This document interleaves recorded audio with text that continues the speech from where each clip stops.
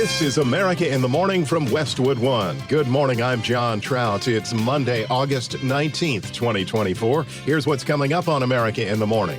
Democrats prepare to salute Joe Biden and pass the torch to Kamala Harris. I'm Steve Futterman at the Democratic Convention in Chicago. Trump and Harris on the campaign trail in the all-important Keystone State. I'm a better-looking person than Kamala. I'm John Stolnis. A guilty plea expected later today by a disgraced congressman. Now I'm going to have to go and fight to defend myself. I'm Clayton Neville. A sheriff's deputy in Georgia was shot and killed while responding to a reported domestic dispute. I'm Julie Walker. Most important financial event of the week doesn't take place until Friday. Jackson Hole, Wyoming will be squarely in the financial spotlight. I'm Peter Shacknap. San Antonio police are investigating two shooting incidents at Joint Base San Antonio Lackland. I'm Jackie Quinn. All ahead on America in the Morning. Despite protests already underway by a number of anti-Israel groups, the Democratic Convention gets underway today, which will include addresses tonight by President Biden and Hillary Clinton. Correspondent Steve Futterman is in Chicago with a preview. All this weekend, delegates were arriving here in Chicago. This is all about launching Kamala Harris and Tim Walz to victory. Illinois Democratic Governor J.B. Pritzker sounded a bit like a cheerleader. Are you ready for the fight? Are you ready for the fight? The convention is being held at the United Center, best known as being the place where Michael Jordan once played for the Chicago Bulls. The delegates are confident. Michael Steed is a former Democratic Party official. He believes Kamala Harris has turned everything around in the last 30 days. I think that she has extraordinarily stimulated groups from around the country that were not going to participate, that are now participating. Security is visible everywhere you look. A perimeter has been put up outside the arena. Everyone entering is required to go through a security check. Chicago Mayor Brandon Johnson. If you can predict something, you can prepare for it. The biggest concern this week are pro-Palestinian protests and the possibility of violence.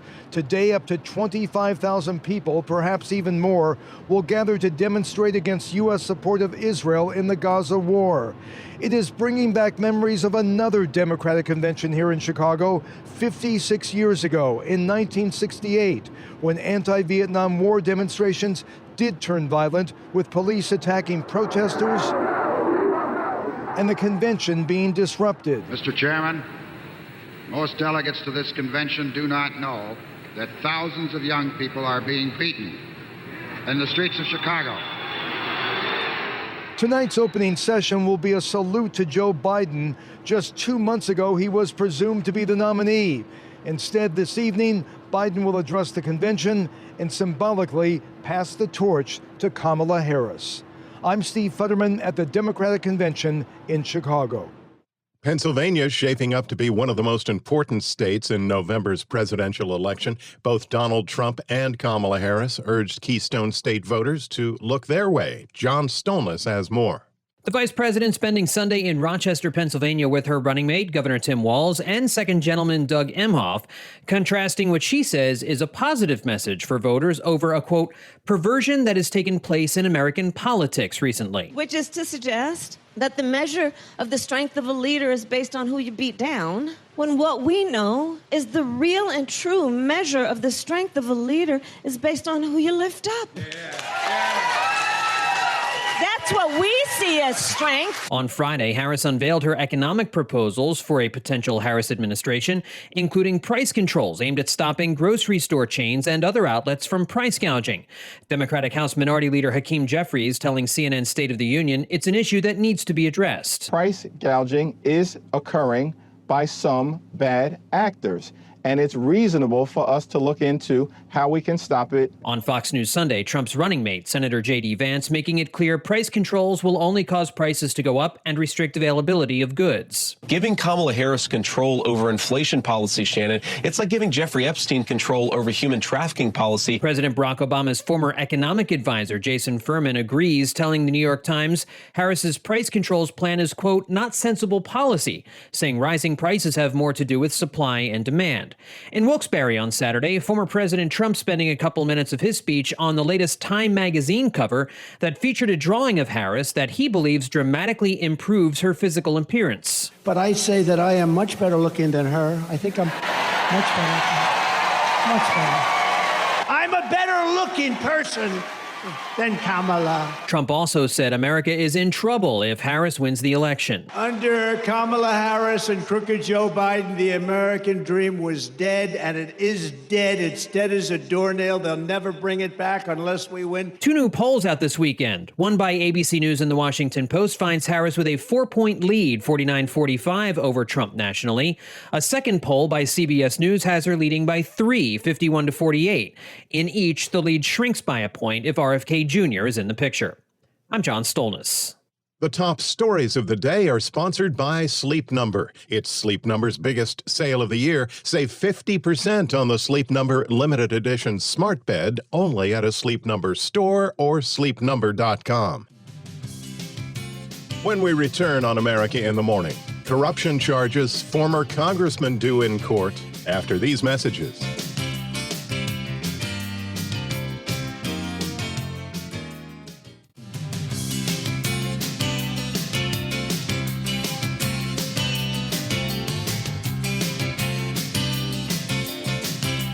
Welcome back. This is America in the Morning. Life-threatening torrential rains. With details on the nation's forecast, here's AccuWeather.com meteorologist Matt Rindy. A large storm that brought significant rainfall across the Northeast this past evening, producing enough rain to require rescues from vehicles.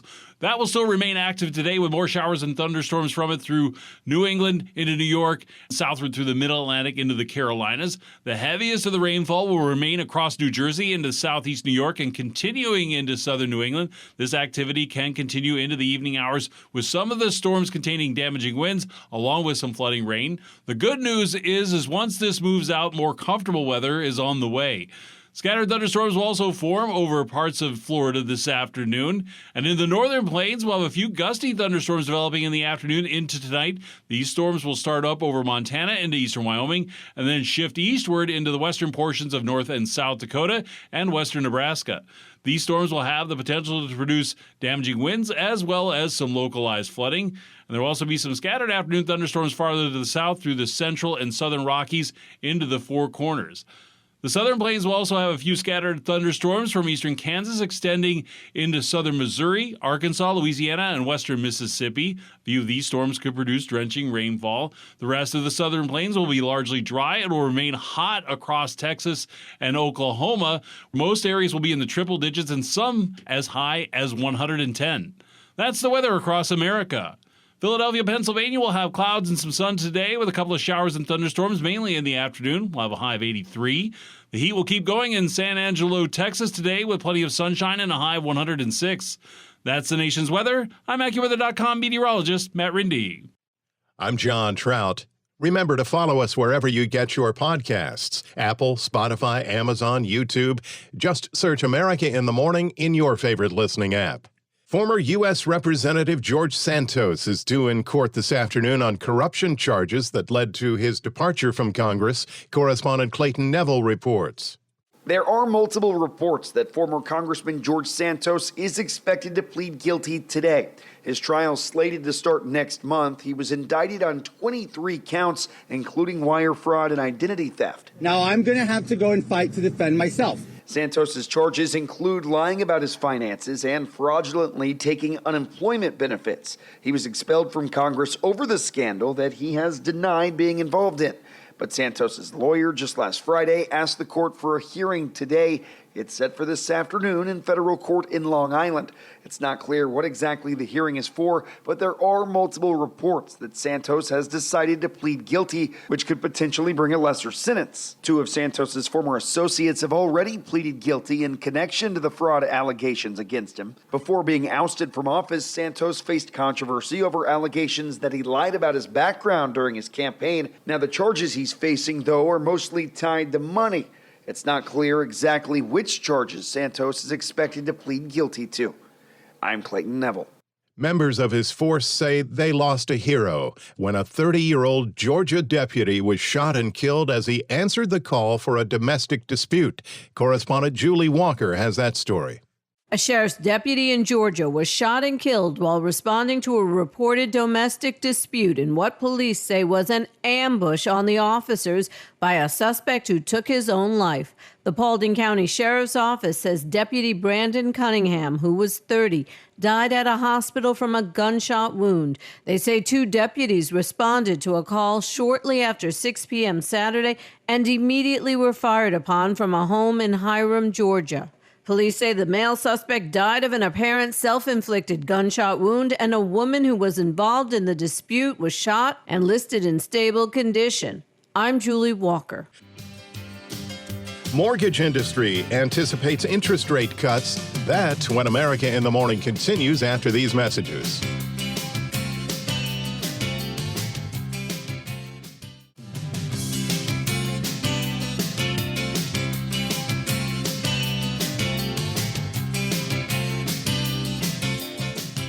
This is America in the Morning. The Business Report is brought to you by Fisher Investments. Fisher Investments is a fiduciary, always putting clients' interests first. Learn more at FisherInvestments.com. CNBC's Peter Schacknow is in for Jessica Ettinger today, with first a look at how markets finished out last week. Peter? Wall Street might be hard-pressed to follow up on what was nearly a perfect week for stocks. The Dow, S&P 500, and NASDAQ are all coming off their best weekly gains of the year. The S&P and NASDAQ are riding 7-day win streaks, and both have now gone positive for August after a decidedly lousy start. Carrie Firestone, co-founder of Arias Asset Management, says multiple factors are coming together to provide positive momentum for stocks. The broadening of the market has been talked about endlessly now all year, and it hasn't really happened, but it seems to be starting to occur. This is a catalyst, and we had Warren Buffett buying Ulta, the Walmart news, July retail sales up 1% versus a much lower consensus, and Brian Niccol moving to Starbucks from Chipotle. All those ignited this rally. The key event for the markets this week comes on Friday, when Fed Chairman Jerome Powell gives a monetary policy speech at the symposium in Jackson Hole, Wyoming, held by the Kansas City Federal Reserve. But former Fed Vice Chairman Richard Clarida isn't looking for too many surprises from Powell. He will basically stick to the message of acknowledging substantial progress in reducing inflation. I would not expect him to give any broad hint, about 25 versus 50. I do think that in September will be data dependent on what we get on the employment report. The next government employment report is out on September 6th. The Fed next meets on September 16th and 17th. This is a relatively light week coming up for corporate earnings, but a handful of well-known retailers are scheduled to report, including Target, Lowe's, Macy's, and BJ's Wholesale. Encouraging news from the retail sector helped the markets last week, so those numbers could determine whether the stock rally will continue. Will a drop in interest rates in the housing market help spur that sector of the economy? Well, it might help the home sales part of the equation, but there are other factors that are more difficult to overcome, as we saw yesterday when housing starts, a measure of new home construction projects, fell nearly 7% for July. CNBC's Diana Olick tells us mortgage rates are one issue, but there are others as well. And it's not just the mortgage interest rate for the buyer that the builder's concerned about. It's really their own interest rates, their borrowing costs. And we're hearing that more and more from the builders. We heard that in the Builders Sentiment Survey when they said the costs of land, labor, materials, everything, but also their own borrowing costs are really hampering them from putting more holes in the ground. And that's going to obviously, hopefully, improve this fall if we do see rate cuts and we see interest rates come down. We'll get some fresh housing data this week when the National Association of Realtors releases existing home sales for July on Thursday morning. CNBC's Peter Schacknow. When we return on America in the Morning, World War II bomb found, community evacuated. That and more after these messages.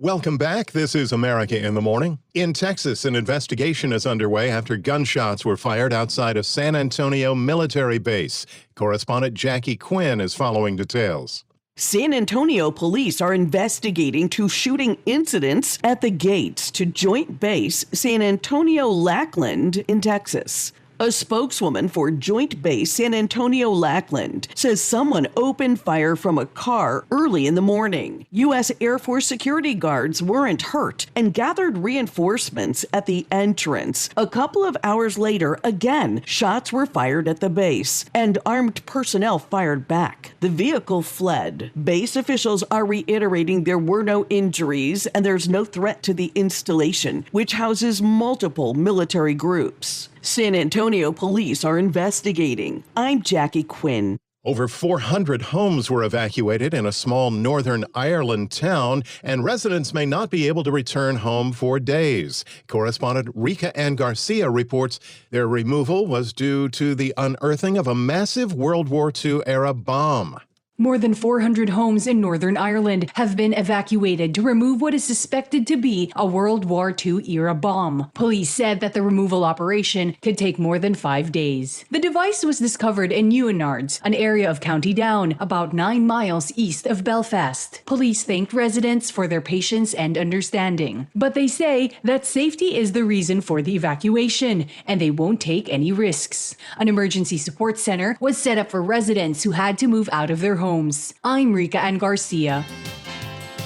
America in the Morning for Monday, August 19th, 2024 is produced by Jeff McKay.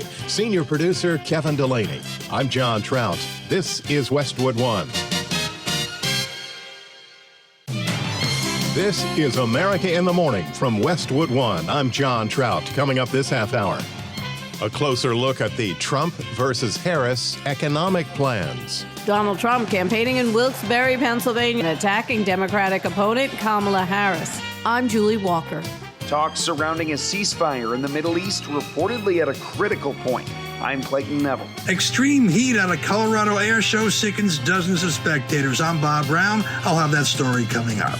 Ernesto, a menace along portions of the eastern seaboard. We'll have an update. An all-white jury in Florida convicted a white woman in the shooting death of her black neighbor. I'm Ed Donahue. Aliens defeated foul-mouthed superheroes at the box office this weekend. I'm Kevin Carr. Back after these messages.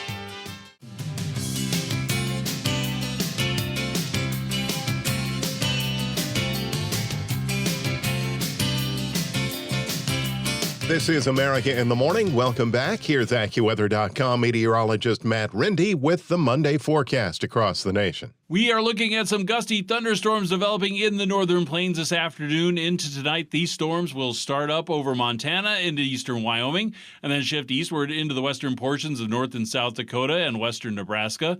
These storms will have the potential to produce damaging winds as well as some localized flooding. There will also be some scattered afternoon thunderstorms across the central and southern Rockies into the Four Corners. In the southern plains, there'll be a few scattered afternoon thunderstorms in eastern Kansas extending into southern Missouri, Arkansas, Louisiana, and western Mississippi. A few of those storms could also produce drenching rainfall. And then the rest of the southern plains, it will be largely dry and remaining hot across Texas and Oklahoma, where we'll see most areas in the triple digits this afternoon, and some locations could reach as high as 110. A large storm that brought significant rainfall to the northeast this past evening, producing enough rain to require rescues from vehicles, will remain active today with more showers and thunderstorms from New England into New York and then southward through the middle Atlantic into the Carolinas. The heaviest of the rain will continue across New Jersey into southeast New York and then continuing into southern New England. The activity will be lasting into the evening hours, and some of the storms could contain damaging winds as well as flooding rain. The good news is once this moves out, much more comfortable weather is on the way. We'll have a few scattered afternoon thunderstorms over parts of Florida.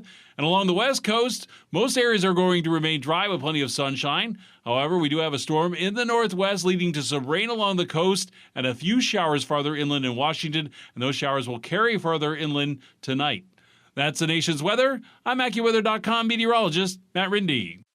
Remember, follow us wherever you get your podcasts. Apple, Spotify, Amazon, YouTube. Just search America in the Morning in your favorite listening app. I'm John Trout. The Democratic National Convention begins with speakers today, including President Biden and former Secretary of State Hillary Clinton. As Kamala Harris moves a step closer to accepting her party's nomination, there was back and forth on the Sunday shows about her economic policies and those of Donald Trump. Correspondent Jackie Quinn reports.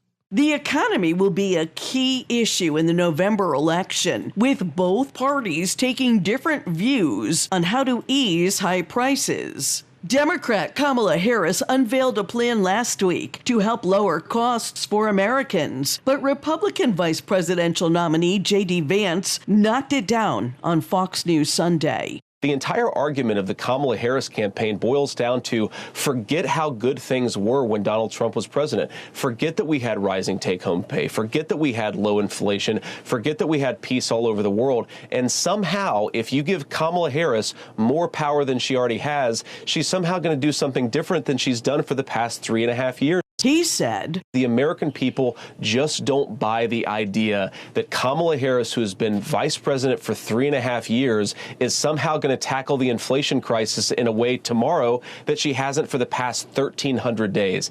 Giving Kamala Harris control over inflation policy, Shannon, it's like giving Jeffrey Epstein control over human trafficking policy. But Delaware Senator Chris Coons, a Democrat, says her ideas will help middle-class Americans who are struggling. Her proposals included prescription drug price costs, incentives for housing production to make housing more affordable, support for the costs of childcare. Coons also said Donald Trump's idea to increase tariffs will be like a big new tax on consumers. What she put out in her proposals includes tax incentives for us to increase the production of housing.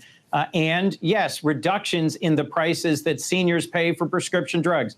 I don't think there's anything communist about wanting to make housing more affordable and prescription drugs more affordable. I'm Jackie Quinn. While Democrats spend the week in Chicago, Donald Trump plans to zigzag the nation, holding rallies each day this week in key battleground states. Correspondent Julie Walker reports on his rally in Pennsylvania, where he took aim at his rival's economic plans and teased Harris' appearance along the way. She said, I don't want fracking in Pennsylvania. She said it hundreds of times. I don't want it anywhere. Then a couple of months ago, when the polls are showing that she's getting clobbered, well, actually, nobody actually thought they were politically correct. They wanted to be politically correct. Donald Trump campaigning in Wilkes-Barre, Pennsylvania, an important state in the presidential race, and attacking Democratic opponent Kamala Harris. Who would believe this? 80 days from now, we are going to defeat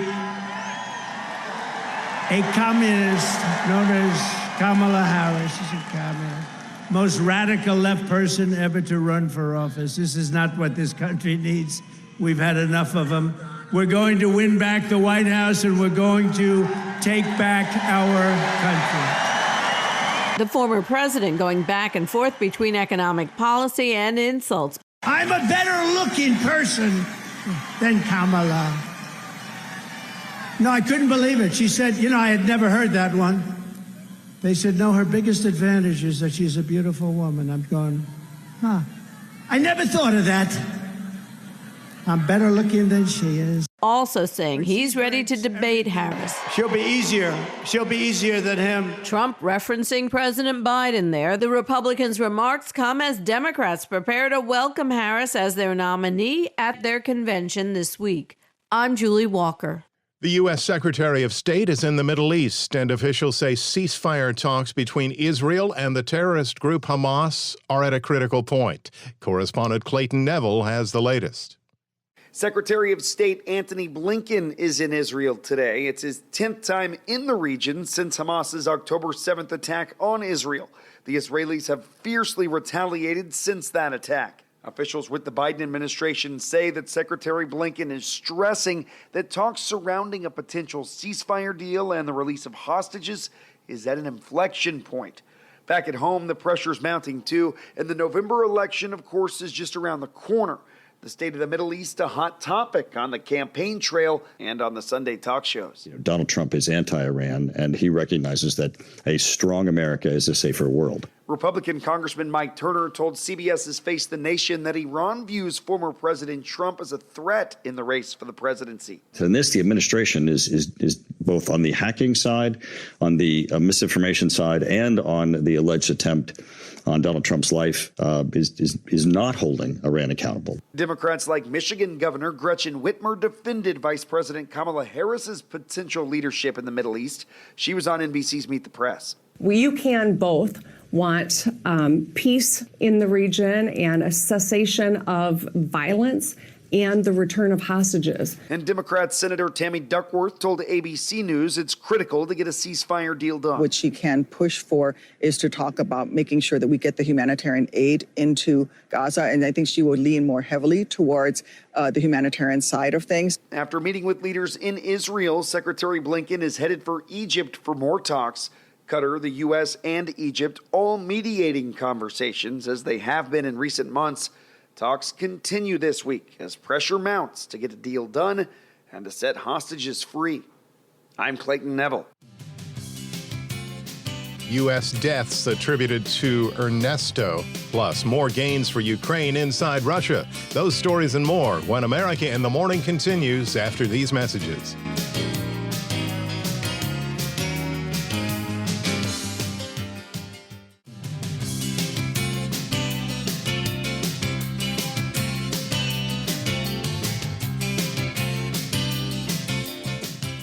Welcome back. I'm John Trout. You're with America in the Morning. Extreme heat at a Colorado air show led to at least 10 people being hospitalized. 100 others needed medical help. Details from correspondent Bob Brown. It was supposed to be a fun and an exciting Saturday afternoon at the Pikes Peak Air Show in Colorado Springs. However, brutal August heat with temperatures soaring into the mid-90s overwhelmed more than 100 spectators suffering symptoms of heat exhaustion and dehydration. At least 10 people were taken to the hospital. Fire officials say dozens of people were taken to a location indoors to be treated. Some had to be treated with IV fluids. Water was eventually brought into spectators standing under a blazing hot sun. This woman, speaking with KKTV, says all of a sudden people appear to be going down as first responders rapidly made their way through the crowd. I saw like an ambulance that went by me and everything, and there's somebody behind me that collapsed, and they also texted me that someone collapsed as well in a line in front of them. And so there's just a lot of people like getting like dehydrated. There were no serious injuries reported. Earlier, air show officials posted a message online reminding people to stay hydrated and to make use of the free water station on the grounds. People were also advised to bring hats and sunscreen. I'm Bob Brown. Weather on the East Coast also left its mark as the remnants of Storm Ernesto left the beaches from Maine to Florida with dangerous rip currents. At least 3 deaths have been blamed on Ernesto after 2 men drowned off Hilton Head Island, South Carolina, and a swimmer was found unresponsive in the waters of Surf City, North Carolina. An abandoned home on Hatteras Island in the North Carolina Outer Banks was knocked off its wooden foundation and swept out into the Atlantic Ocean. Several New Jersey beaches were closed due to the dangerous tides, where dozens of rescues were reported, and swimming was banned at beaches in Brooklyn and Queens, New York. Ernesto is now centered south of Halifax, Canada, and is not expected to make a Canadian landfall. Dangerous surf and potentially deadly rip currents are expected from Canada to the Bahamas and along the entire U.S. Atlantic coast for the next several days. Overseas, Ukrainian troops have now destroyed 2 key bridges in Russia. Correspondent Rika Ann Garcia reports that Ukraine's incursion inside Russian territory was done in an effort to disrupt the Kremlin's replenishment of forces and deliver war supplies. Ukraine has taken out a key bridge in Russia's western Kursk region and hit another one nearby, likely trying to cut off Russian supply lines. This happened about 2 weeks into their cross-border movement. Ukraine's Air Force chief and Russia's regional governor both reported Ukrainian troops have hit a second bridge over the Siem River. Russia's military bloggers acknowledge that the destruction of the first bridge will disrupt supply deliveries to Russian forces. Kiev has been tight-lipped on whether its troops intend to seek a foothold in the Kursk region, but hitting the bridges suggests an attempt to hinder a potential Russian counterattack in the area. I'm Rika Ann Garcia. It took barely 2 hours to convict a Florida woman of killing her neighbor. Following the case, correspondent Ed Donahue.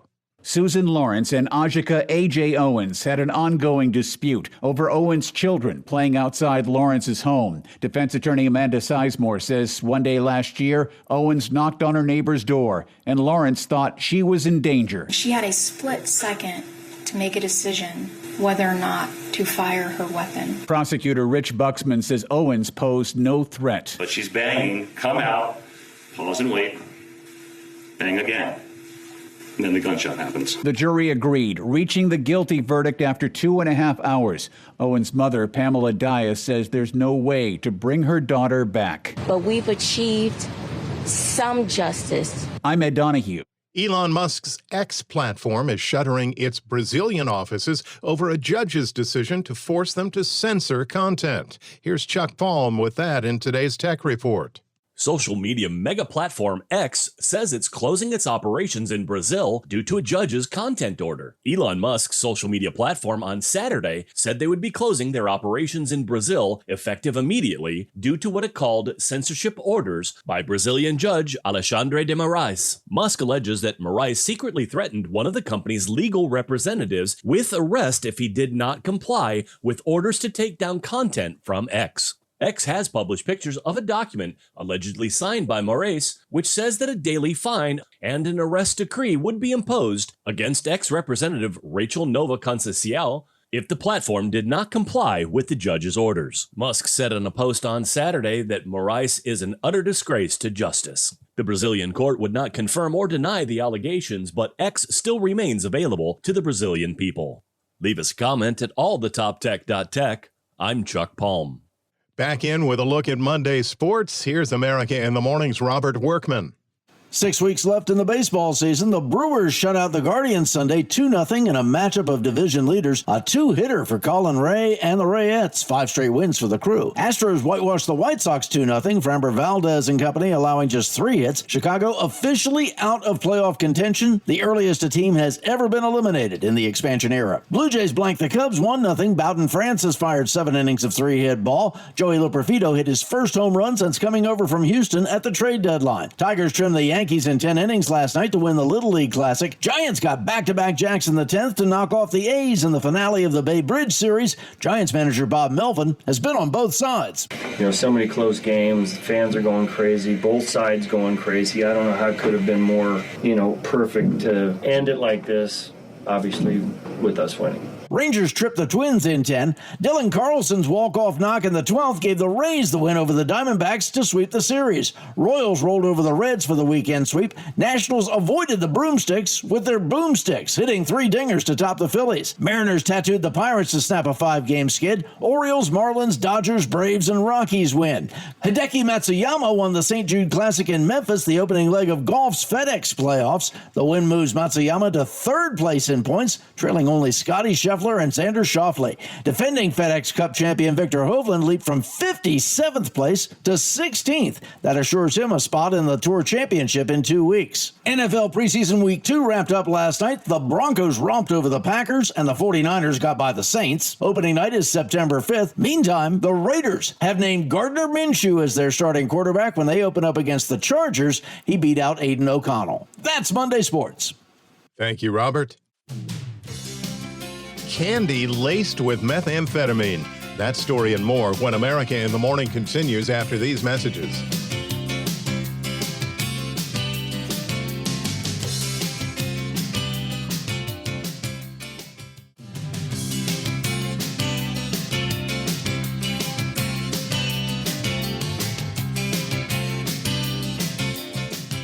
Welcome back. This is America in the Morning. Unresolved issue, the continuing strike involving unionized video game performers and gaming companies. Correspondent Margie Zaraletta has an update. Actor Ben Prendergast, who is the voice of Fuse in the game Apex Legends, says video game performers who want to ensure their work is not used by artificial intelligence without their permission is kind of like the 1980s and 90s when musicians sampled classic songs without permission. Some motion capture actors object to the proposed contract, considering their work data rather than performance. Audrey Cooling, a spokesperson for the game producers, says the companies are offering protections and fair compensation if AI uses an actor's performance for games. Workers covered by the union SAG-AFTRA have been on strike against gaming companies since July. It's their second work stoppage in a decade. I'm Archie Zaraletta. In New Zealand, authorities are investigating how candy filled with methamphetamine somehow found its way into a charity's food bag distribution. Correspondent Karen Shamas reports. Police in New Zealand have so far accounted for over 3 dozen chunks of methamphetamine enclosed in candy wrappers that were distributed unknowingly by an Auckland food bank. The authorities were in the process of collecting 2 dozen more of the contaminated sweets from members of the public, bringing the total to over 5 dozen. New Zealand police say they do not know how many more chunks were circulating. No one has been seriously harmed by the sweets. I'm Karen Shamas. It was aliens, superheroes, strong women, and tornadoes that led the way at the box office. Kevin Carr has a recap. This weekend at the box office, Disney lost its top spot to another film under the Disney banner. This place gives me the creeps. Deadpool and Wolverine dropped to second place, while Alien Romulus took a huge bite out of the box office with $41 million. That was one of the best openings of the 45-year-old Alien franchise. Not bad for a movie originally planned as a streaming exclusive on Hulu. Your little cinematic universe is about to change forever. Marvel's R-rated superhero film settled for number 2, still clawing out $29 million. I'm the Messiah. One of the biggest hits of 2024, Deadpool and Wolverine broke the record this week as the highest-grossing R-rated film of all time. We break the pattern.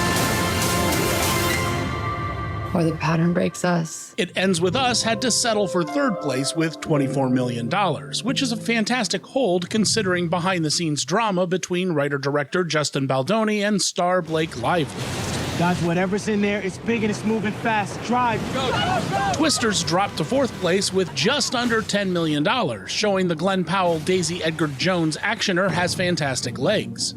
And finally, rounding out the top 5 was A Blast from the Past. It's Caroline. Caroline what? Coraline. Henry Selick's stop-motion masterpiece Coraline returned to theaters for its 15th anniversary, pulling in $8.4 million. I'm Kevin Carr. America in the Morning for Monday, August 19th, 2024 is produced by Jeff McKay. Senior producer Kevin Delaney. I'm John Trout. This is Westwood One.